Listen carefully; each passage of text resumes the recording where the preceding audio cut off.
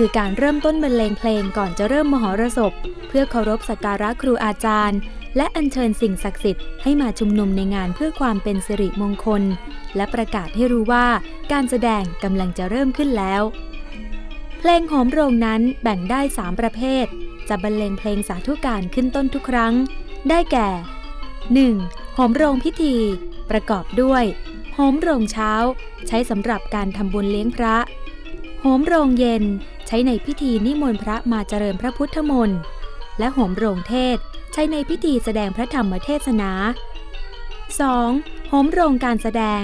บรรเลงก่อนการแสดงต่างๆ 3. โหมโรงเสภาบรรเลงก่อนการขับเสภา